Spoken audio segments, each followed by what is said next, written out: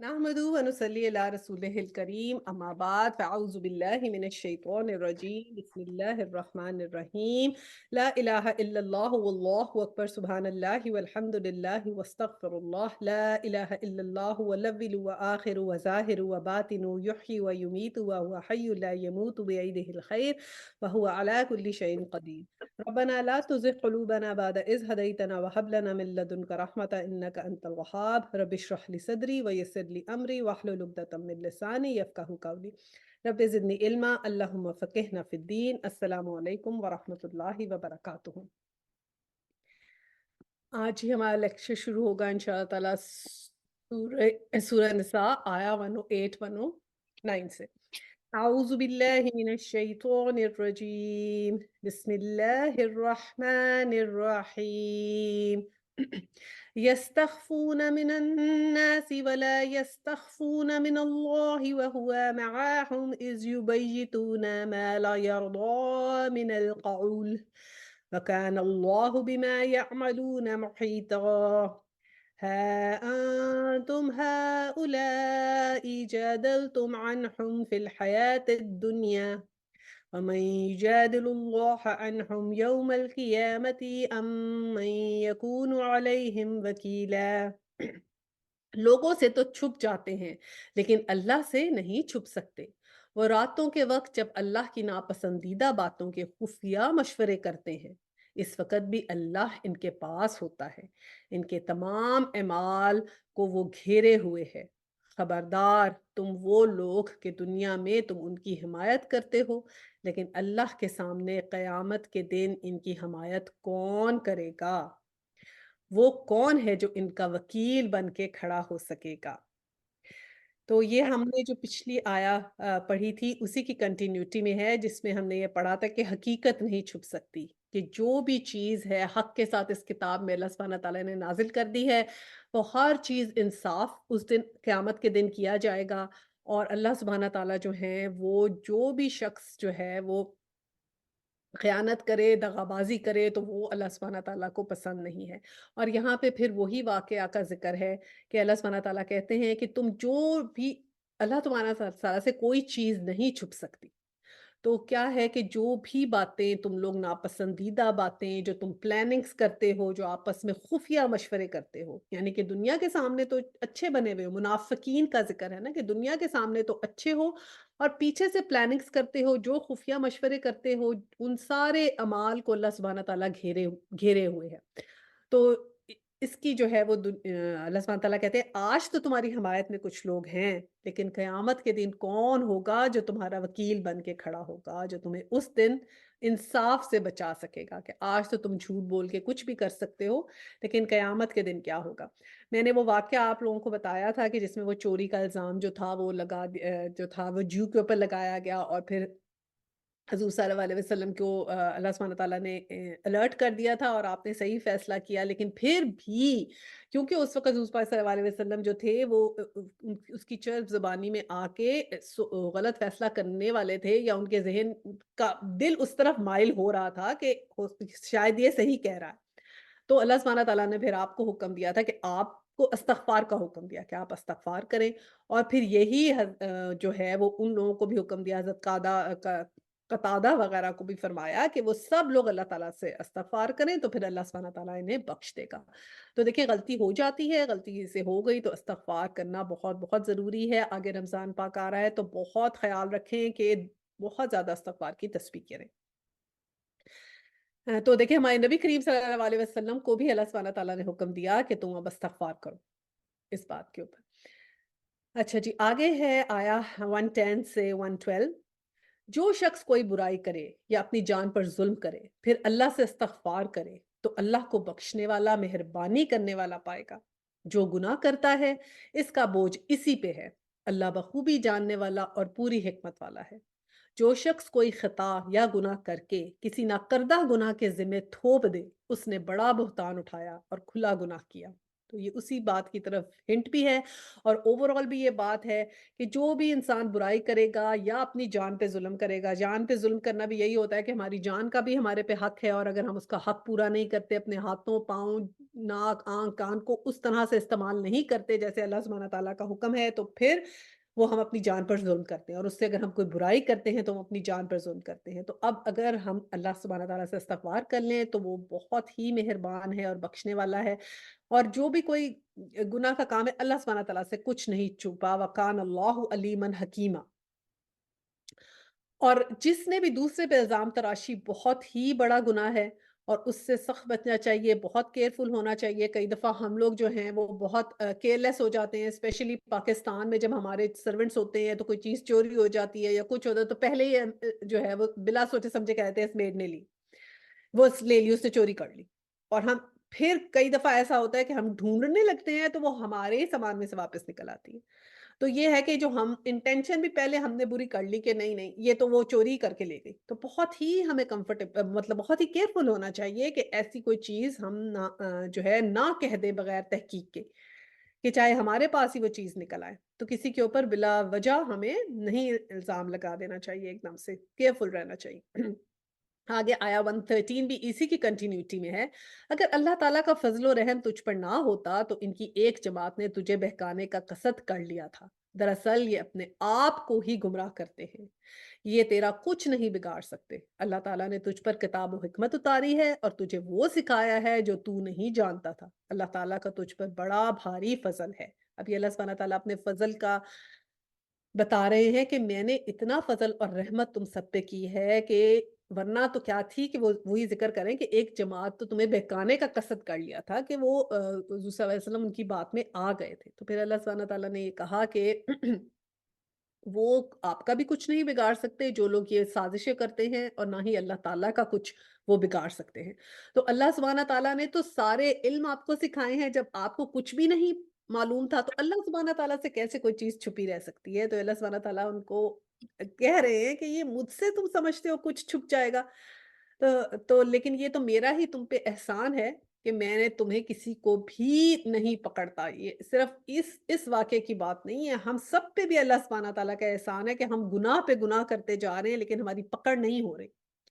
کیونکہ ہم کچھ بھی غلطی کر لیتے ہیں، ہماری آج کوئی پکڑ نہیں ہو رہی، ہم بڑے سکون سے رہ رہے ہیں، اتنی آسائش میں رہ رہے ہیں، باہر ٹھنڈ ہے، گرمی ہے، اندر ہمارے ریگولیٹڈ ٹیمپریچر ہیں، ہم جو خطائیں کرتے جاتے ہیں ہمیں اللہ سبحانہ تعالیٰ نے مہلت دے کے رکھی ہے، اور ہماری پکڑ نہیں ہو رہی، نہ ہی ہماری کوئی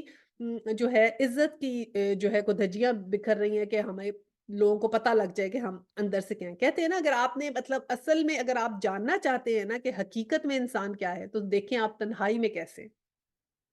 یا جب آپ اپنے گھر والوں کے ساتھ ہیں تو کیسے؟ حضور صلی اللہ علیہ وسلم نے کہا نا کہ میں اپنے گھر والوں کے ساتھ بہترین ہوں، اور گھر والے حضور پاک کے کون تھے؟ سب بیویاں تھیں نا، کیونکہ ماں باپ تو تھے ہی نہیں، چچا تھے ان کی بھی ڈیتھ ہو گئی، تو صرف بیویاں تھیں، کہ میں اپنے گھر والوں سے بہترین ہوں، بیوی بچوں کے ساتھ۔ تو جب ہم اپنے گھر میں جیسے لوگوں کے سامنے تو ہم بہت اچھے اچھے پیش آ جاتے ہیں نا کہ ہم بڑے اچھے ہیں، لیکن ہم اصل میں اپنے گھر والوں کے ساتھ کیسے ہیں، اپنے رشتہ داروں کے ساتھ کیسے ہیں، وہ ہمارا اصل ہے کہ تو پھر جب اگر ہم سے کوئی گناہ سرزد ہو جائے تو پھر ہم استغفار کریں، اوپر اللہ سبحانہ تعالیٰ نے کہا یہ میرا بہت بڑا فضل ہے کہ میں کسی کو نہیں پکڑا، سب کو اللہ سبحانہ تعالیٰ نے ڈھیل دی ہوئی ہے، اس میں ہم بھی شامل ہیں، کہ اس وقت سے پہلے پہلے استغفار کر دیں کہ جس کے بعد پھر استغفار کا کوئی چانس نہیں رہے گا۔ اچھا جی، آگے کیا ہے کہ پھر انہی طرح اللہ سبحانہ تعالیٰ نے آگے بھی یہی بتایا ہے کہ جیسے جو لوگ پلاننگ کرتے ہیں،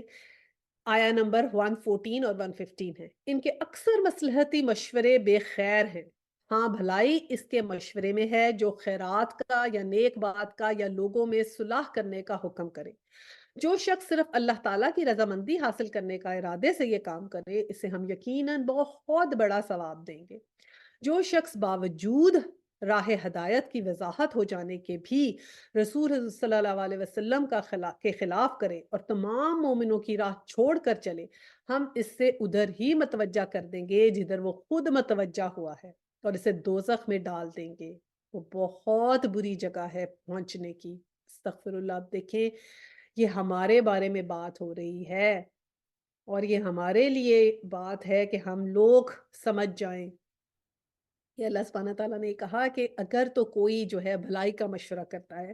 نیکی کی بات کرتا ہے، خیرات کی بات کرتا ہے، کسی کو اچھی بات بتاتا ہے، اس بات کے ڈر سے کہ اللہ سبحانہ تعالیٰ جو ہے وہ اس کو دیکھ رہے ہیں، اللہ کی رضامندی حاصل کرنے کے لیے، تو اس کے لیے تو بہت بڑا ثواب ہے۔ اور اس میں کیا ہے، لوگوں میں صلح کرانے کا حکم ہے کہ جہاں دیکھیں کہ دو لوگوں میں جھگڑا ہو رہا ہے وہاں صلح کرائیں۔ اور ہمارے بیچ میں کیا ہے، جیسے ہی پتہ لگتا ہے دو دوستوں میں آپس میں جھگڑا ہو رہا ہے تو کہہ رہے ہیں یار میری تو اس سے بھی بنتی ہے اور اس سے بھی بنتی ہے،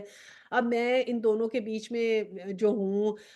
کسی کی سائڈ لوں گی تو یار پھر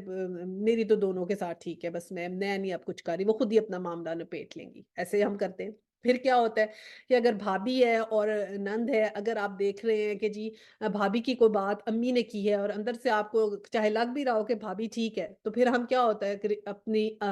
ٹینشن میں رہتے ہیں کہ اب امی کے اگینسٹ کیسے بات کریں، ٹھیک ہے؟ پھر کیا کرتے ہیں، خاموشی اختیار کر لیں کہ بس پھر اب چپ ہی رہیں، اب ٹھیک ہے، پھر اب میں امی کے اگینسٹ تو نہیں بول سکتی نا، تو اس طرح کرتے ہیں۔ تو یہ سب باتیں جو ہمارے رشتہ داروں میں ہیں، ہمارے پاس والوں میں ہیں، ہماری دوستوں میں ہیں، اس وقت ہم کیا کرتے ہیں، تو ہم یہ جو نیوٹرل ہونے کا بناتے ہیں نا، یہ نیوٹرلٹی اسلام میں الاؤڈ نہیں ہے۔ آپ کو یس اور نو، یعنی کہ آپ نے سچ کا ساتھ دینا ہے اور جھوٹ کا ساتھ نہیں دینا۔ یہ جو بیچ کا معاملہ ہے نا، یہ وہ منافقین کا معاملہ ہے جو ادھر بھی اور ادھر بھی، یا پھر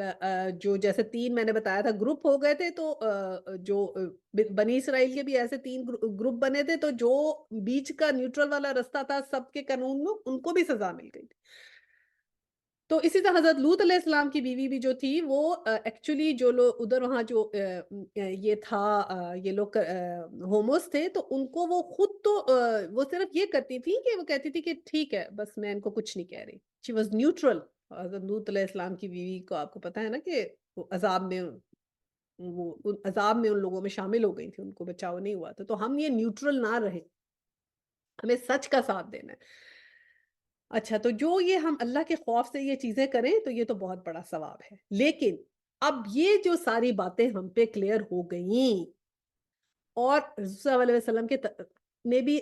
اس ہمیں سیرہ میں بھی باتیں پتہ چل گئی، قرآن پاک میں بھی باتیں پتہ چل گئیں، اور پھر ہم اس کے باوجود مومنوں کی راہ کو چھوڑے، اور تو پھر کیا اللہ سبحانہ تعالیٰ نے کیا، جو خوف کی بات ہے وہ کیا ہے کہ پھر میں انہیں اس طرف ہی متوجہ کر دیتا ہوں جدھر وہ متوجہ ہونا چاہتے ہیں۔ یعنی کہ اگر ہم دنیا داری میں لگ جائیں گے تو پھر ہم دنیا داری کی طرف ہی اللہ سبحانہ تعالیٰ ہمارا دھیان کر دے گا، پھر ہمارا دین میں دل نہیں لگے گا، پھر ہمارا نمازوں میں دل نہیں لگے گا، پھر ہم قرآن کی طرف کوئی بلائے بھی تو نہیں جائیں گے، پھر ہم کسی کی بات بھی سنیں گے تو ہمیں اثر نہیں ہوگا، پھر ہماری بے اثری نمازیں ہوں گی، پھر ہمارا اللہ سبحانہ تعالیٰ کہتے ہیں میں ان کو چھوڑ دیتا ہوں، یعنی کہ ان کی حالت پہ پھر میں نے چھوڑ دیا،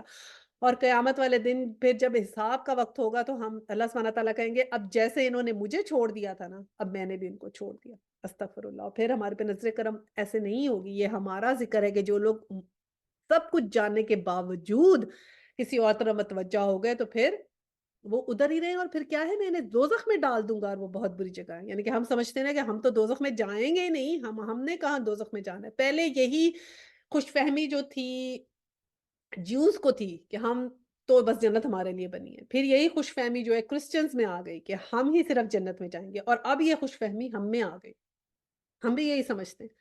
کہ ہمیں تو کوئی محنت کرنے کی ضرورت نہیں ہے، کوئی دین کی طرف چلنے کی ضرورت نہیں ہے، کوئی ہمیں نہیں ہے ایفرٹ کرنے کی ضرورت، بس ہم دنیا دنیا دنیا کرتے جائیں، ہمارا تو پھر بھی ہم تو جنت میں ہی جائیں گے، کیونکہ ہم تو کوئی برا کام کرتے نہیں، بیکاز ہم نے کبھی سیلف انالیسس ہی نہیں کیا کہ ہم کیا صحیح کر رہے ہیں اور کیا غلط کر رہے ہیں،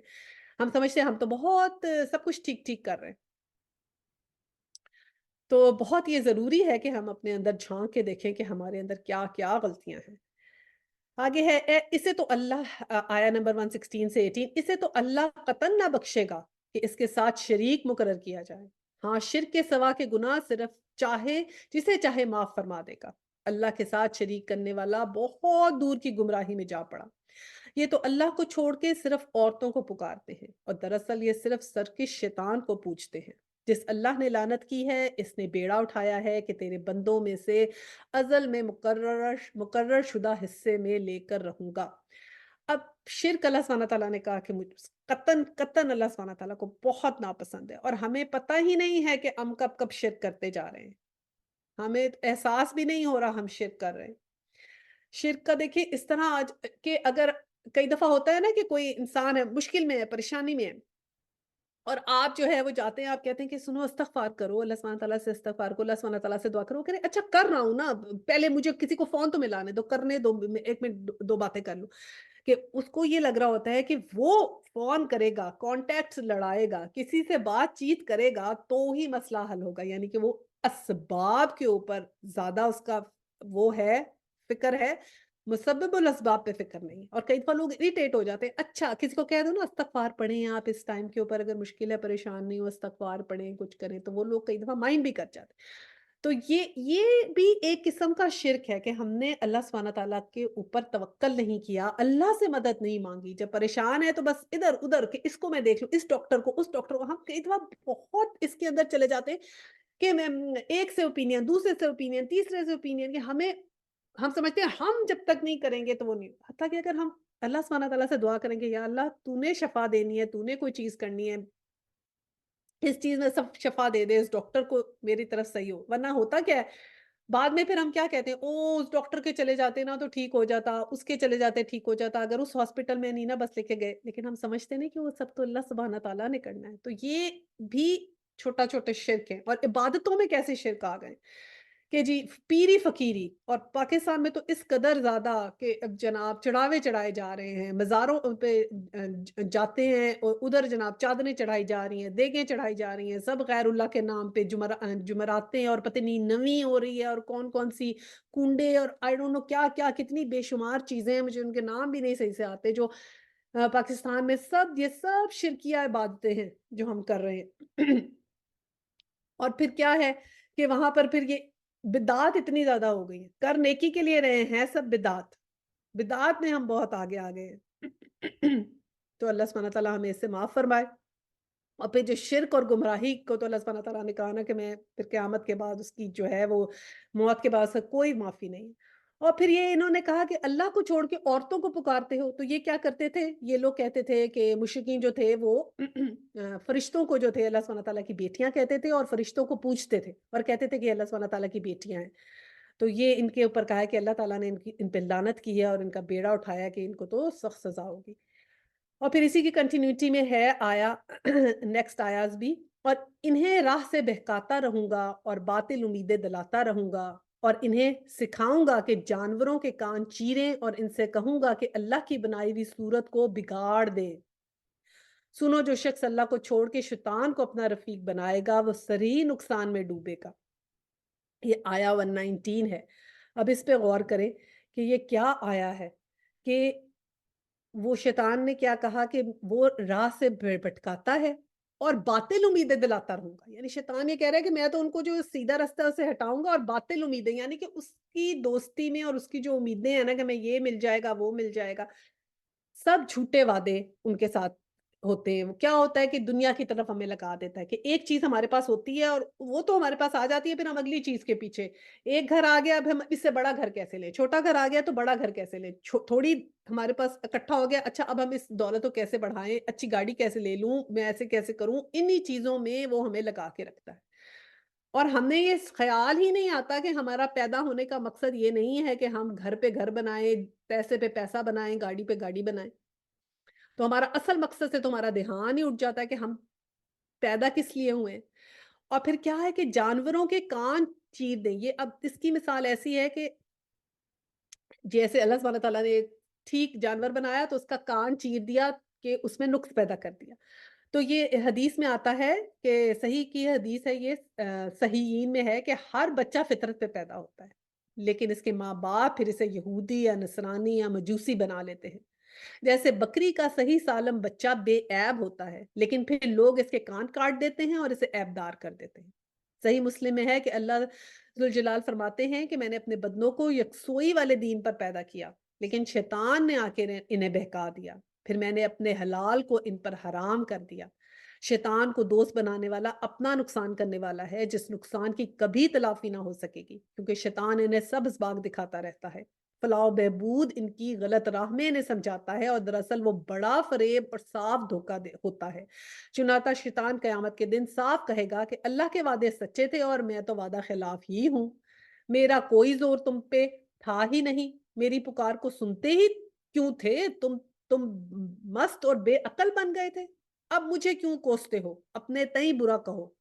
شیطانی وعدوں کو صحیح جاننے اور اس کی دلائی ہوئی امیدوں کو پورا ہونے والی سمجھنے والی آخرش جہنم واصل ہوں گے، اور جہاں سے چھٹکارا مشکل ہے۔ کہ ہر بچہ جب پیدا ہوتا ہے تو اللہ سبحانہ تعالیٰ نے کہا کہ ہر فطرت پہ پیدا ہوتا ہے، اور ہمارا جو دین ہے وہ ہماری بالکل فطرت کے مطابق ہے۔ جب ہم اس کو فطرت کے مطابق نہیں سمجھتے تو ہم دین میں غور ہی نہیں ہم نے کیا ہوتا، ہم شیطان کے بتائے ہوئے رستوں پہ چل رہے ہوتے ہیں اور اس کی فریب کاریوں کے اندر ہوتے ہیں، جو ہمیں اتنے کوسچنز آتے ہیں۔ تو جب ہم صحیح سے دین کو سمجھ لیتے ہیں تو ہمیں ریئلائزیشن ہو جاتی ہے کہ یہ تو واقعی بالکل ہماری نیچر پر ہے۔ تو یہ پھر جو ہم شیطان کے پیچھے لگتے ہیں تو وہ تو ہم سے جھوٹے وعدے کرتا ہے، سبز باغ دکھاتا ہے، اور آخرت میں وہ منکر ہو جائے گا جب قیامت کے دن ہر کوئی دوسرے کو کوس رہا ہوگا، ایون یہ کہ اپنے رشتہ داروں کو، جو ایسے دوست ہوں گے جن کی وجہ سے آپ برائی میں پڑے ہوں گے تو آپ ان کو دیکھیں گے اللہ سبحانہ تعالیٰ ان کو دوہرا دے عذاب، ان کی وجہ سے میں برائی میں پڑا۔ تو لیکن کوئی آپ کو اس وقت تھوڑی نا اپنے آپ کے حصے گناہ لے گا اپنے سر میں، تو اس کو تو دورہ ملے گا، لیکن آپ جو اس کے پیچھے لگے آپ کو بھی ملے گا۔ تو اس لیے بہت اچھی ہماری کمپنی ہونی چاہیے، اس کا ذکر بھی آگے آئے گا ابھی کمپنی کا بھی۔ اچھا جی، آگے آیا 123 سے 126 تک ہے۔ حقیقت حال نہ تو تمہاری آرزو کے مطابق ہے اور نہ اہل کی کتاب کی امیدوں پہ موقف ہے۔ اچھا، ایک اور بات میں بتانا چاہتی ہوں، یہاں پر دیکھیں نا، یہ اللہ سبحانہ تعالیٰ نے یہ کہا کہ یہ عیب دار کر دیتے ہیں ان چیزوں کو، کان کو چیر دیتے ہیں اور ان چیزوں کو عیب دار کر دیتے ہیں۔ اس میں یہ بھی ہے کہ ہم لوگ بھی اپنی جو بہت زیادہ شکلیں جو ہیں وہ چینج کرتے ہیں نا، پلاسٹک سرجریاں کرا رہے ہیں اور بہت زیادہ اپنی فیس کو، شکل کو چینج کرنا جو ہے، جیسے اللہ سبحانہ تعالیٰ نے بتائی ہے، اسے چینج کرنا بھی جو ہے آ، یہ بھی ٹھیک بات نہیں ہے، کیونکہ جو اللہ سبحانہ تعالیٰ نے ہمیں بنایا، اس کے اسلام ہمیں یہ سکھاتا ہے کہ ہمیں سیلف کانفیڈنس سکھاتا ہے، نہ کہ یہ کہ ہمیں انفیریورٹی کمپلیکس سکھائے۔ سیلف کانفیڈنس اللہ تعالیٰ سکھاتے ہیں کہ اپنی اندر کو پہچانو، اندر سے خوبصورت بنو، اپنے اعمال درست کرو، اللہ کے قریب آؤ۔ تو جب ہمارے اعمال درست ہوں گے، اللہ سے درست ہوں گے، ہمیں پتا ہوگا ہمارا اجر اچھا ہے، تو اس سے سیلف کانفیڈنس آتا ہے۔ جب ہم یہ سمجھتے ہیں کہ ہم صرف جیسے نظر آتے ہیں شاید صرف وہی سب سے بڑی بات ہے، تو اس کی وجہ سے ہم اپنے آپ کو چینج کرنے اور اپنے آپ کو سمجھتے ہیں کہ یہ میرا یہاں سے ٹھیک نہیں ہے، کیونکہ یہ ساری ایڈورٹائزمنٹ میں دکھاتے ہیں نا، یہ ٹھیک نہیں، یہ ٹھیک نہیں، اسی پہ ہمارا فوکس ہو گیا کہ ہم نظر کیسے آ رہے ہیں اور ان چیزوں کو ہم چینج کیسے کریں۔ اب چینج ہمیں اپنے اندر لانا ہے کہ اپنی نمازیں کیسے درست کریں، اس کی بجائے ہمارا فوکس یہ ہے کہ میں اپنی شکل کو کیسے چینج کر لوں جو میں زیادہ اچھی لگوں، حتیٰ کہ جس کا ہو تو قیامت میں کوئی سوال ہی نہیں ہونا، اس پہ ہم فوکس کیے ہوئے ہیں۔ تو یہ شیطانی سارے حملے ہیں ہمارے اوپر، جو ہمارا وقت ضائع کرتے ہیں اور ہماری انرجی ضائع کرتے ہیں، اور یہ وقت اور یہ انرجی ہمیں اللہ کے بتائے ہوئے احکامات کے مطابق گزارنی چاہیے۔ اچھا جی، آگے ہے حقیقت حال نہ تو تمہاری آرزو کے مطابق اور نہ اہل کتاب کی امیدوں پر موقف ہے، کہ اصل میں تو جو جیسی ہماری آرزو ہے اس کے مطابق تو نہیں ہونا آخرت میں فیصلہ۔ جو برا کرے گا اس کی سزا پائے گا، اور کسی کو نہ پائے گا جو اس کی حمایت اور مدد اللہ کے پاس کر سکے، کہ اس دن کوئی بھی شفاعت نہیں ہوگی اس طرح جیسے ہم سمجھتے ہیں۔ جو ایماندار ہو، مرد ہو یا عورت ہو، نیک امال کرے، یقیناً ایسے لوگ جنت میں جائیں گے، اور کھجور کے شگاف برابر بھی ان کا حق نہ مارا جائے گا۔ با اعتبار دین کے اس سے اچھا کون ہے جو اپنا منہ اللہ کے احکام پر دھر دے اور ہو بھی نیک کار، ساتھ ہی یکسوئی والے ابراہیم علیہ السلام کی دین کی پیروی کر رہا ہو۔ ابراہیم علیہ السلام کو تو اللہ نے اپنا دوست بنا لیا ہے، خلیل اللہ تھا نا ان کا، واتخذ اللہ ابراہیم خلیلا۔ آسمانوں اور زمین میں جو کچھ ہے سب اللہ ہی کا ہے، اور اللہ ہر چیز کو گھیرے رکھنے والا ہے۔ اب دیکھیے، اللہ تعالیٰ نے حضرت ابراہیم علیہ السلام کو اپنا دوست بنا لیا، تو اللہ تعالیٰ کے دوست ہیں حضرت ابراہیم۔ اگر ان کے بتائے ہوئے ہم دین کے اوپر آئیں گے، ان کی بتائی ہوئی چیزیں کریں گے، تو اللہ سبحانہ تعالیٰ ہمیں بھی اپنا دوست بنا لے گا انشاءاللہ تعالیٰ۔ اگر ہم ان کو فالو کریں گے انشاءاللہ تعالی، تو پھر ہم دیکھتے ہیں، دیکھیں ہم لوگ جو انسان ہوتا ہے نا، یہ ڈیفرڈ گریٹیفیکیشن اس کو اچھی نہیں لگتی، اور آج کل کی زندگی میں جیسے انسٹنٹ گریٹیفیکیشن ہے نا، کہ ادھر ہم نے ٹک ٹاک کھولا، ایک ایک انسٹنٹ گریٹیفیکیشن ہوتی ہے، اس میں ڈوپامین ریلیز ہوتی ہے، ایسا ہارمون ریلیز ہوتا ہے، آپ کو اسٹک کرتا ہے اس کے ساتھ، اور آپ کو انسٹنٹ گریٹیفیکیشن ہوتی ہے، خوشی ملتی ہے، آپ سیٹسفائیڈ ہوتے جاتے ہو، ایک دیکھا دوسرا تیسرا، یہ جو ہم لوگ فیس ٹائم اسکرین ٹائم ہوتا ہے۔ اور ہمارے مذہب میں کیا ہے؟ ہمارے مذہب میں تو ڈسٹنٹ گریٹیفیکیشن ہے کہ صبر کرو گے، کچھ عرصہ دنیا میں گزارو گے، پھر انعام ملے گا، اور ہم انسان تو بے صبرا ہے، ہم سے صبر نہیں ہوتا کہ ہم صبر کریں گے تو پھر ہمیں قیامت میں انعام ملے گا، ہمارا دل کرتا ہے فوراً فوراً ہمیں ملے، فوراً فوراً ہر چیز مل جائے۔ ٹھیک ہے، تو ہمیں تھوڑا سا اپنے اندر صبر لائیں گے تو ان اللہ یحب الصابرین، تو انشاءاللہ تعالی ہم سب کا انجام بہت اچھا ہوگا، اور انشاءاللہ تعالی جیسے ہم قرآن کی کلاس میں اکٹھے ہیں، اللہ سبحانہ تعالی ہمیں جنت میں بھی سب کو اکٹھا کر دے، آمین ثم آمین، اور ہمیں صحیح طور پہ اسلام کو اپنی زندگیوں میں شامل کرنے کی توفیق عطا فرمائے، آمین۔ اچھا جی، آگے یتیموں کے بارے میں منصفانہ احکام کا حکم ہے، آیا 127، تجھ سے عورتوں کے بارے میں حکم دریافت کرتے ہیں تو کہہ دے کہ خود اللہ ان کے بارے میں حکم دے رہا ہے، اور قرآن کی وہ آیتیں جو تم پر ان یتیم لڑکیوں کے بارے میں پڑھی جاتی ہیں، جنہیں ان کا مقرر حق تم نہیں دیتے، اور انہیں اپنے نکاح میں لانے کی رغبت رکھتے ہو، اور کمزور بچوں کے بارے میں، اور اس بارے میں کہ یتیموں کا کارگزاری انصاف کے ساتھ کرو، تم جو نیک کام کرو بے شبہ اللہ اسے پوری طرح جاننے والا ہے۔ اب یہ اس طرح تھا کہ جو کچھ یتیم لڑکیاں ہوتی تھی، جو ولی ہوتا تھا اور وہ اس سے یتیم لڑکی سے نکاح کر سکتا تھا، تو وہ پھر کیا ہوا کہ وہ کہتے تھے کہ چلو نکاح کر لیتے ہیں، ایک تو یہ ہے کہ مہر بھی نہیں دینا پڑے گا، اور دوسرا اس کی جائیداد بھی میرے نام ہو جائے گی، جو اس کی جائیداد ہے اس کو پہلے ہی میں نے قبضے پہ کی ہوئی ہے تو میں ہی کر لوں۔ تو اس سے سخت منع کیا گیا کہ اگر تم ان سے شادی کرتے ہو تو پھر ان کو ان کا حصہ پورا دو، ان کو جو مہر ان کا ہے وہ دو، جو ان کا حصہ ہے وہ ان کو دو، اس وجہ سے مت ان سے شادی کر لو کہ اس کا مہر بھی میرے پاس آ جائے، میں مہر بھی نہیں دوں گا اور حصہ بھی میرے پاس آئے گا۔ اور اگر کوئی یتیم بچی یہ کہتی ہے کہ میں نے ولی سے شادی نہیں کرنی، تو پھر جدھر وہ شادی کرنا چاہتی ہے ادھر اس کی شادی کر دینی چاہیے۔ تو یہ اللہ سبحانہ تعالیٰ نے اس بات سے بہت یہاں پر الرٹ کیا ہے کہ کسی کا حق نہیں مارو۔ اور آگے پھر میاں بیوی کے بارے میں صلح کا بھی ذکر کیا ہے کہ جی صلح ان میں ضرور کروائیں، کہ اگر کسی آیا نمبر 128 سے 130 ہے، اگر کسی شوہر کو اگر کسی عورت کو اپنے شوہر کی بددماغی اور بے پرواہی کا خوف ہو تو دونوں آپس میں صلح کر لیں، اس میں کسی پر کوئی گناہ نہیں، صلح بہت بہتر چیز ہے، تمام ہر ہر نفس میں سے حاضر کر دی گئی ہے، اگر تم اچھا سلوک اور پرہیزگاری کرو تو تم جو کر رہے ہو اس پہ اللہ تعالیٰ پوری طرح خبردار ہے۔ تم تم سے یہ تو کبھی نہ ہو سکے گا کہ اپنی تمام بیویوں میں ہر طرح عدل کرو، گو تم ان سے کتنی ہی آرزو کرو، بس بالکل ہی ایک کی طرف مائل ہو کے دوسری کو ادھر لٹکتی ہوئی نہ چھوڑو، اور اگر تم اصلاح کرو اور احتیاط کرو تو بے شک اللہ تعالیٰ بڑی مغفرت اور رحمت والا ہے، اور اگر میاں بیوی جدا ہو جائیں تو اللہ تعالیٰ اپنی وسعت سے ہر ایک کو بے نیاز کر دے گا، اللہ تعالیٰ وسعت والا حکمت والا ہے۔ اب اس میں کیا کہا گیا کہ اگر عورتوں کو یہ لگے کہ ان کے شوہر جو ہے وہ بد دماغی ہے یا بے پرواہی کا خوف ہے کہ وہ مجھے تو اٹینشن ہی نہیں دے رہا میرا میاں، ٹھیک ہے، اور وہ ساری اٹینشن اس کی کہیں اور ہے، تو پھر ان میں اس وجہ سے کوئی لڑائی ہو جائے یا کوئی غصے کا تیز ہے تو ان سے کوئی لڑائی ہو جائے، تو اللہ سبحانہ تعالیٰ نے کیا کہا کہ آپس میں صلح کر لیں، کہ کوشش کریں کہ صلح ہو جائے۔ تو صلح کو بہت امپورٹنس دی ہے، کوشش کرنی چاہیے کہ میاں بیوی آپس میں جو بھی باتیں ہیں نا وہ اس کو کسی نہ کسی طریقے سے بات کر کے اس کو کلیئر آؤٹ کر کے ایئر آؤٹ کر کے اس پہ صلح کر لیں، اور کیونکہ صلح جو ہے وہ بہت بہتر چیز ہے، اللہ سبحانہ تعالیٰ نے کہا بہتر ہے کہ صلح کر لو، بہتر ہے کہ کوئی کمپرومائز کر لے، لیکن اگر نہیں ہو پائے گا، کوئی اچھا سلوک نہیں ہوگا تو اللہ تعالیٰ پھر پوری طرح خبردار ہے، اللہ تعالیٰ جانتے ہیں کہ کوشش کی گئی کیا گیا، اور پھر اگر کسی وجہ سے نہیں نپ سکتی تو پھر یہ تو ہم نے دیکھا ہے کہ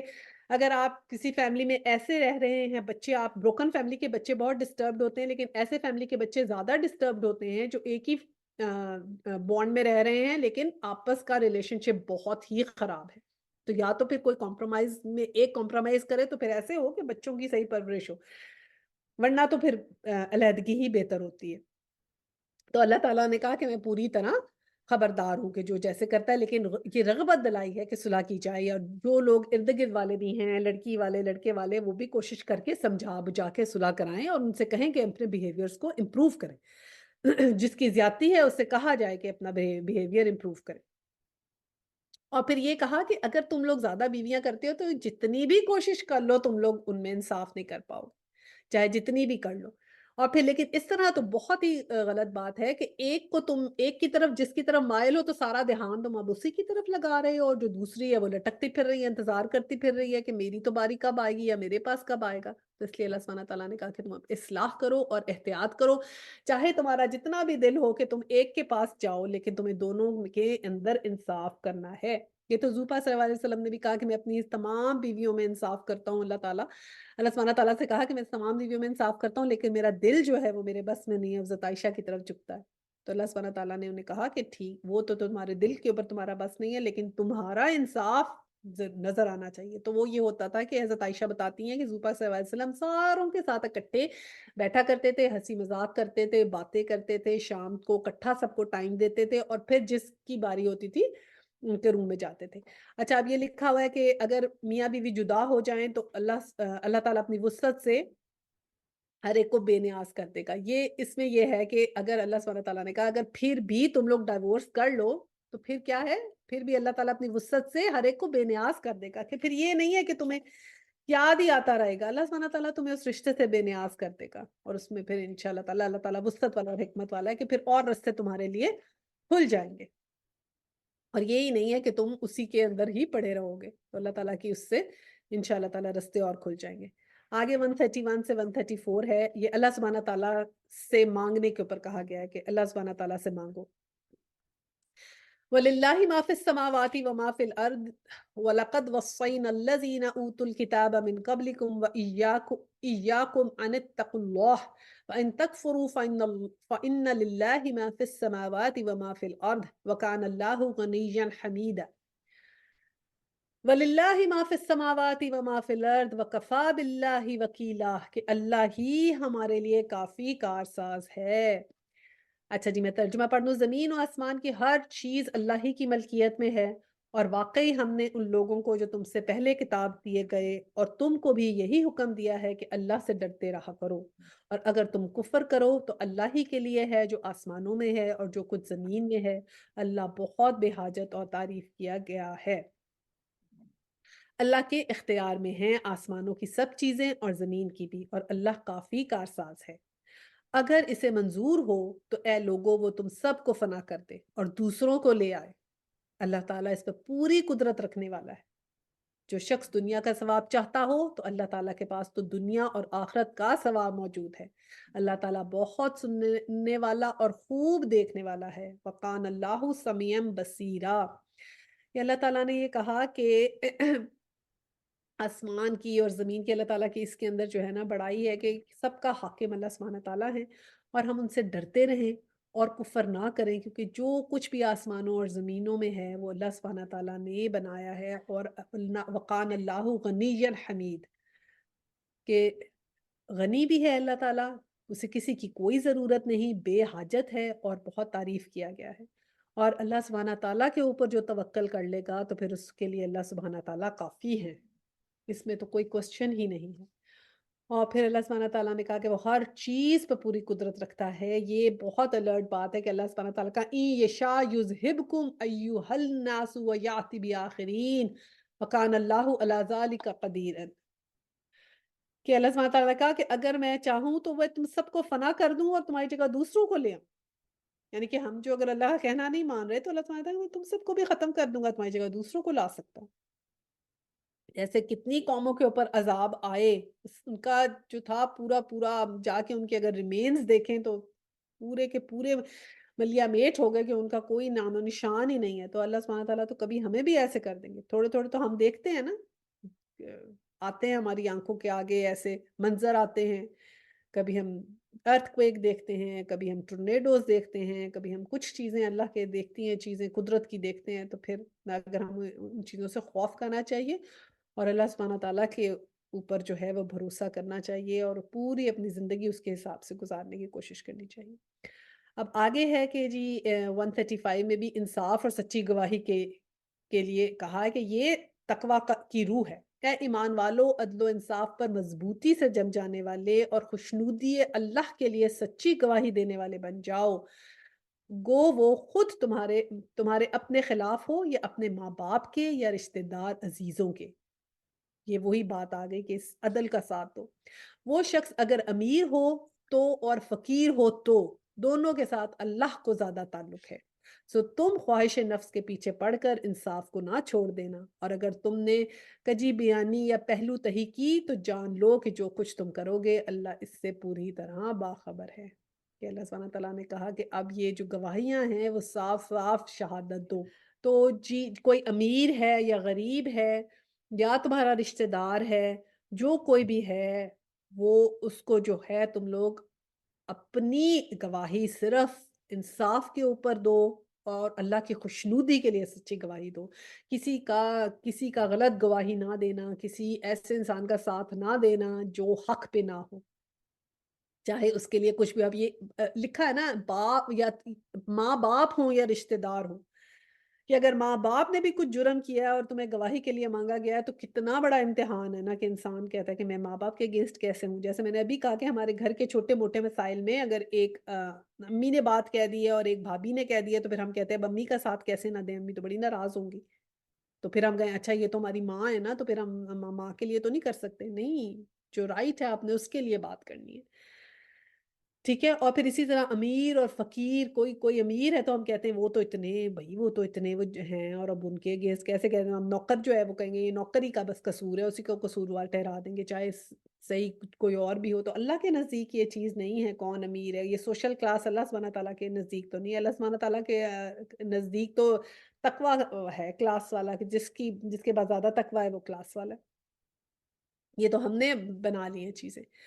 اچھا، اور آگے پھر ایمان کی تکمیل کے بارے میں 136 میں ہے کہ اے ایمان والو، اللہ تعالیٰ پر اور اس کے رسول پر اور اس کی کتابوں پر اور جو اس نے اپنے رسول صلی اللہ علیہ وسلم پہ اتاری ہے اور ان کتابوں پر جو اس سے پہلے اس نے نازل فرمائی ہے ایمان لاؤ۔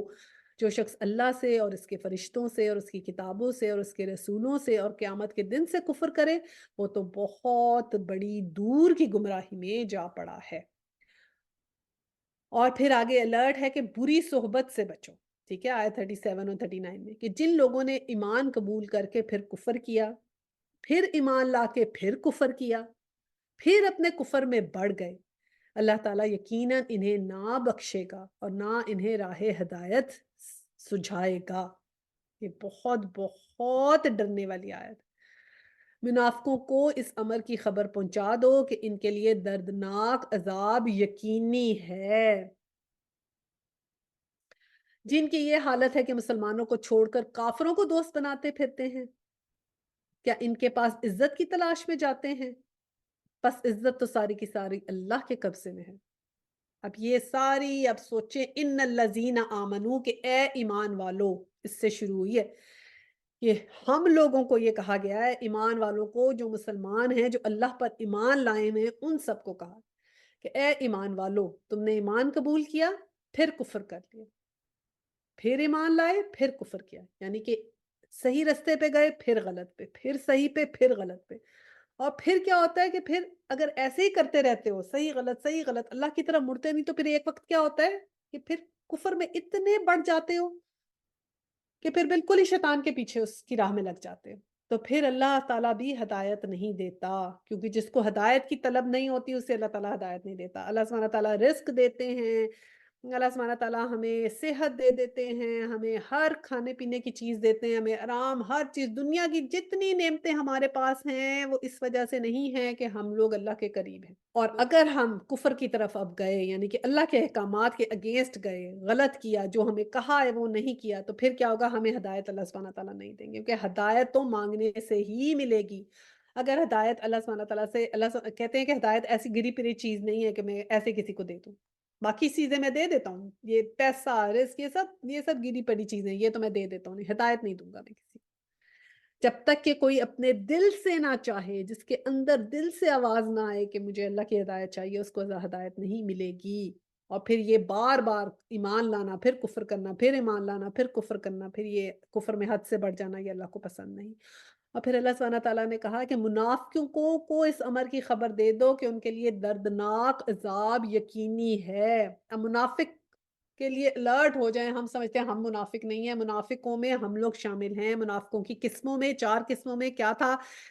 وہ منافق جو فائدے کے لیے حضور پاک صلی اللہ علیہ وسلم کے ساتھ شامل ہو گئے، وہ منافق جو اس لیے شامل ہوئے کہ دونوں سائڈوں کا فائدہ اٹھائیں، ایک تیسرا قسم منافق کی وہ ہے جو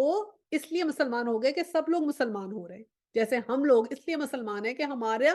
خاندان مسلمان ہے، کہ ہم مسلمانوں میں پیدا ہو گئے۔ اور چوتھا منافق کون ہے کہ جو اللہ پر اور رسول پہ تو ایمان لاتا ہے لیکن شریعت نہیں پہ پورا نہیں فالو کرتا شریعت کو،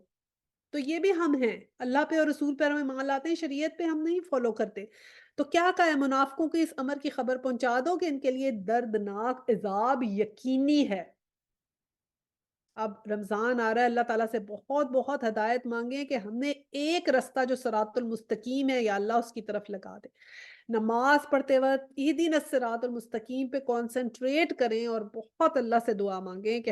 ہمارے سے یہ نفاق کا جو ہے نا مرض یہ ہمارے اندر سے نکل جائے، یا اللہ ہمیں سچی ہدایت دے دے، کیونکہ یہی ایک طریقہ ہے کہ جس سے ہم لوگ پار ہو پائیں گے، ورنہ قبر کا عذاب، قیامت کا عذاب، آگ کا عذاب، سب سے اللہ سبحانہ تعالیٰ کی پناہ مانگیں۔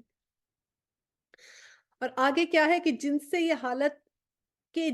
اب آگے منافقوں کی کیا حالت بتائی ہے کہ جن کی یہ حالت ہے کہ مسلمانوں کو چھوڑ کے کافروں کو دوست بنا، کیا ان کے پاس عزت کی تلاش میں جاتے ہیں؟ کہ عزت تو ساری اللہ سبحانہ تعالیٰ کی ہے، اور ہم لوگوں کو اللہ سبحانہ تعالیٰ نے کیا کہا کہ ہم ان سے دوستیاں بنا رہے ہیں، ان کی صحبت میں جا رہے ہیں، ہمیں ان کے ساتھ جانے کا شوق ہے، ان کے ویلنٹائن منائیں، ہم ان کی بتائی ہوئی برتھ ڈیز منائیں، ہم ان کی بتائی ہوئی، اور ایون یہ کہ ہمارے رمضان میں بھی اب رمضان کی جو ڈیکوریشنز ہیں وہ بھی ہمیں کہیں نہیں آیا کہ رمضان کی ڈیکوریشنیں کرنی ہے تو کرسچنز کی طرح نہ کریں، بالکل ہم انہی کی طرح کے ٹیبل سجا رہے ہیں، انہی کی طرح کی ڈیکوریشنیں کر رہے ہیں کہ جن کے اندر انہی کی ساری جھلک آ رہی ہے، انہی کی بتائی ہوئی ہر چیز ہم کر رہے ہیں کہ جیسے وہ ڈیکوریٹ کرتے ہیں ویسے ہم ڈیکوریٹ کریں، ہم ان کی طرح نہیں ہیں۔ اللہ سبحانہ تعالیٰ نے کہا ہے اپنے ظاہر سے زیادہ اپنے اندر جھانکو، باہر سے تم یہ ڈیکوریشنیں لگا لو، زیادہ مسجدیں بھی سجانے سے منع کیا کہ اتنی تم لوگ سجاوٹ کر رہے ہو اور تمہارے عمل میں کیا ہے؟ عمل میں تمہاری نماز میں تو خشوع و خضوع نہیں ہے، اس پہ تو تم نے عمل نہیں کیا، لیکن تم نے مسجد سجا لی، گھر سجا لیا، رمضان مبارک لکھ لیا، لیکن آگے روزوں میں خشوع و خضوع ہے؟ تو اللہ سبحانہ تعالیٰ نے کہا کہ کافروں کو دوست کیوں بناتے پھرتے ہو، ان کے پاس عزت کی تلاش میں جاتے ہو۔ آج کل ہمارا کیا ہے؟ یہی تو ہمارا مسئلہ ہے، ہم تو بہت سمجھتے ہیں، بے عزتی سمجھتے ہیں، ہم سمجھتے ہیں ہمیں کو مسلمان سمجھے گا ہماری بے عزتی، ہمیں کو پاکستانی سمجھے گا ہماری بے عزتی، ہم کہتے ہیں ہم نے بتانا ہی نہیں ہم پاکستانی ہے تو ہماری بے عزتی ہے، کہ ہم مسلمان ہیں یا ہم پاکستانی ہیں ہمیں اس میں بے عزتی لگتی ہے۔ ہم ان کے پاس عزت کی تلاش میں جاتے ہیں، ہم کہتے ہیں نہیں نہیں ہم تو کینیڈین ہیں، ہم تو امریکن ہیں بھائی، کیونکہ ہمیں کینیڈین امریکن سمجھو، یہ اس میں بڑی عزت ہے ہماری، یہ ہماری تھنکنگ ہے۔ اور عزت تو ساری اللہ کے قبضے میں ہے، وہ جسے چاہتا ہے بے بہا عزت دیتا ہے، جسے چاہتا ہے عزت دیتا ہے، جسے چاہتا ہے ذلت دیتا ہے، جسے چاہتا ہے بے بہا رزق دیتا ہے، جسے چاہتا ہے رزق کی تنگی دیتا ہے، اور جسے چاہے وہ ہماروں جیسوں کو مٹا دے اور ہماری جگہ دوسروں کو لے آئے۔ ذرا ہم غور تو کریں کہ ہم کیا کر رہے ہیں، یہ کیا قرآن پاک ہمارے بارے میں کہہ رہا ہے، یہ ہماری حرکتیں ہیں جس کے بارے میں اللہ سبحانہ تعالیٰ نے لکھا ہے۔ تو بہت بہت ڈریں اور اپنے لیے بہت بہت دعا کریں، اللہ سبحانہ تعالیٰ ہم سب کی غلطیاں درست کر دیجیے گا اور ہمیں اس قابل بنا دیجیے گا کہ ہم آپ کے پسندیدہ لوگوں میں ہو جائیں، آمین۔ آگے پھر وہی بات ہے آیا 140 میں، کہ کفر کی مجلس میں بیٹھنا نہیں چاہیے۔ اب کیا ہے؟ اللہ تعالیٰ تمہارے پاس اپنی کتاب میں یہ حکم اتار چکا ہے کہ تم جب کسی مجلس والوں کو اللہ کی آیتوں کے ساتھ کفر کرتے، مذاق اڑاتے ہوئے سنو تو اس مجمع میں ان کے ساتھ نہ بیٹھو جب تک کہ وہ اس کے علاوہ اور باتیں کرنے نہ لگیں، ورنہ تم بھی اس وقت انہی جیسے ہو۔ یقیناً اللہ تعالیٰ تمام کافروں اور تمام منافقوں کو جہنم میں جمع کرنے والا ہے۔ اب یہ کیا ہماری شادیاں کیسی ہیں؟ اب یہ ہم آیتوں کا کفر کرتے ہیں نا اپنی شادیوں میں، شادی کا کیا کہا ہے اللہ تعالیٰ نے؟ سادہ شادی کرو، مسجد میں نکاح پڑھاؤ اور سادہ ولیمہ کرو. سادہ شادی سب سے بابرکت شادی ہوتی ہے. پھر ہم کہتے ہیں ڈائیورس ریٹ ہو گئے ہیں، فلانے نے اتنی اچھی شادی کی پھر ان کی نبھی نہیں، پھر ہم کہتے ہیں نظر لگ گئی، پھر ہم کہتے ہیں جب ہم خود کفر ہر اللہ کے حکم کا انکار کر رہے ہیں. ہم نے ہماری شادی میں تو بہت دقیانوسی شادی یہ ہم خود بھی کرتے رہے ہیں. میں بھی ان میں شامل ہوں کہ جو لیڈیز جینٹس کی شادیاں ہم کہتے تھے کہ اف اللہ یہ لیڈیز جینٹس کیوں ہو رہا ہے. استغفر اللہ، اللہ یہ معاف کر دیجئے گا اس ساری غلطیوں کو جو ہم کرتے رہے. تو ایک تو ہم اکٹھی شادیاں کرتے ہیں، پھر ہم پہلے دلہن کو سجا کے لاتے ہیں. اللہ سبحانہ تعالیٰ نے کہا پردے میں رہو. اب ہم دلہن کو سجا کے کہتے ہیں پہلے تو تم جو نا میاں سے بھی پہلے تو تصویر والے کے پاس چلی جاؤ، وہ تمہیں دیکھ لے، اچھی طرح چیک آؤٹ کرے. اب وہ تمہاری مووی بنا لے، تمہارا ادھر پوز ادھر پوز. یہ ہم نے بھی اپنی شادیوں میں کیا ہے. اللہ سبحانہ تعالیٰ معاف کر دے ان سب چیزوں کو. اور پھر کیا ہے کہ اب وہی چیزیں ہمارے بچوں میں آئیں گی، اب ہم وہ کریں گے تو پھر کیا ہوگا، پھر برکت کیسے آئے گی. تو اللہ سبحانہ تعالیٰ نے کہا کہ ایسی مجلس جس میں آیتوں کا کفر ہو رہا ہو یا وہاں مذاق اڑایا جا رہا ہو اس میں مت بیٹھو. ہماری شادیوں میں جہاں گانے بجانے ڈانس مکس گیدرنگ، دلہن ڈانس کر رہی ہے، اتنی اتنی چولیاں پہنی ہوئی ہیں، اتنے اتنے پیٹ نظر آ رہے ہیں اور ڈانس ہو رہے ہیں، اور ہم وہاں پر اگر بیٹھے ہیں اب اس مجمع میں، تو پھر اللہ سبحانہ تعالیٰ نے کیا کہا کہ تم بھی پھر ان میں سے ہو جاؤ گے. یا تو تم وہاں مت بیٹھو اور ورنہ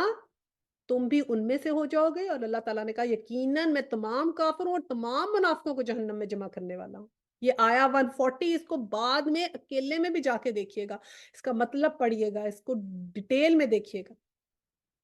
کہتے ہیں جس دسترخوان پہ شراب نوشی ہو رہی ہو اس شخص کو چاہیے کہ اس دسترخوان پہ نہ بیٹھے جو اللہ اور قیامت پر ایمان رکھتا ہو. تو یہ اس کے اندر تدبر کریں اور پھر دیکھیں کہ کیا ہے اس کا مطلب. آیا 141 پڑھتے ہیں. جو لوگ تمہارے انجام کار کا انتظار کرتے رہتے ہیں پھر تمہیں اللہ فتح دے دے تو کہتے ہیں کیا ہم تمہارے ساتھی نہیں. اور اگر کافروں کو تھوڑا سا غلبہ مل جائے تو کہنے لگتے ہیں کیا ہم تم پر غالب نہ آنے لگے تھے اور کیا ہم نے تمہیں مسلمانوں کے ہاتھوں سے نہ بچایا تھا. پھر قیامت کے دن خود اللہ تمہیں فیصلہ کر دے گا اور اللہ تعالیٰ کافروں کو اور ایمان والوں پہ ہرگز راہ نہ دے گا. اب یہ بتایا ہوا ہے کہ اصلی مسلمان کون ہے. آگے ہے بے شک منافق اللہ سے چال بازیاں کر رہے ہیں اور وہ انہیں اس چال بازی کا بدلہ دینے والا ہے. اور جب نماز کو کھڑے ہوتے ہیں تو بڑی کاہلی کی حالت میں کھڑے ہوتے ہیں، صرف لوگوں کو دکھاتے ہیں اور یاد اللہ کو تو یوں ہی برائے نام کرتے ہیں. بیچ میں ہی معلق ڈگمگا رہے ہیں، نہ پورے ان کی طرف نہ صحیح طور پہ ان کی طرف. جسے اللہ گمراہی میں ڈال دے تو اس کے لیے کوئی راہ نہ پائے گا. اب کیا مثال دی اللہ سبحانہ تعالیٰ نے کہ کیسے نماز کے لیے کھڑے ہوتے ہیں بڑی کاہلی کے ساتھ کہ اف اب نماز کا وقت آ گیا، میں نماز بھی پڑھنی ہے، اور پھر کہتے ہیں جلدی جلدی نماز پڑھ کے بس فارغ ہو جائیں. اور بڑے شرمندہ ہو کے ہم تو نماز بھی پڑھتے ہیں کہ کوئی ہمیں دیکھ نہ لے نماز پڑھ رہا ہے، جلدی جلدی پڑھ کے فارغ ہو جائیں. اور پھر پڑھتے بھی کیا ہیں صرف لوگوں کو دکھانے کے لیے. کہیں اگر سارے پڑھ رہے ہیں تو کہنے چلو اب سب پڑھ رہے ہیں تو عجیب لگتا ہے، پھر میں بھی پڑھ لیتی ہوں. اس لیے پڑھ رہے ہیں کہ لوگ پڑھ رہے ہیں تو پھر میں بھی پڑھ لیتی ہوں. اور بہت ہی کاہلی اور سستی کے ساتھ اٹھ رہے ہیں، دل نہیں کر رہا. اور پھر اللہ سبحانہ تعالیٰ نے کہا کہ یہ تو یاد اللہ کو یوں ہی برائے نام کرتے ہیں، یہ بس جلدی جلدی کر لو اس کو. یعنی کہ باقی میرے جو زندگی میں بہت اور کام ہے، میں کر رہی ہوں، میں یہ بھی کام ہے، میں نے گھر کا کام بھی کرنا ہے، میں نے جاب کا کام بھی کرنا ہے، میں نے وہ بھی کرنا ہے، وہ تو میرا فوکس ہے، مجھے اچھے طریقے سے کرنا ہے. نماز کے وقت مجھے تو اب کچھ صحیح سمجھ نہیں آ رہا میں کیسے پڑھوں. اچھا بس جلدی جلدی کر لیتی ہوں، بس اتنی سی کر کے چلی جاتی ہوں. بس برائے نام یوں ہی برائے نام ہی کرتے ہیں اور بیچ میں معلق ڈگمگا رہے ہیں کیونکہ شرمندہ ہے کہ ہم مسلمان ہیں اور اب ہم نماز پڑھیں اور لوگ ہمیں دیکھیں تو پتہ نہیں ہمارے بارے میں کیا سوچیں گے. تو آئی ڈونٹ وانٹ کہ میرے بارے میں ایسے سوچا جائے گا، میں تو بہت بڑی چیز ہوں نا.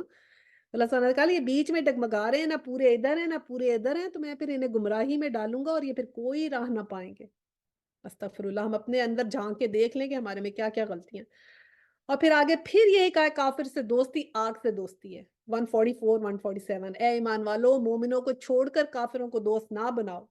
کیا تم یہ چاہتے ہو کہ اپنے اوپر اللہ کے کو صاف حجت قائم کر لو، یعنی حجت قائم ہو جائے گی اگر ہم کافروں کو دوست بنا کے رکھیں گے. منافق تو یقیناً جہنم کے سب سے نیچے کے طبقے میں جائیں گے.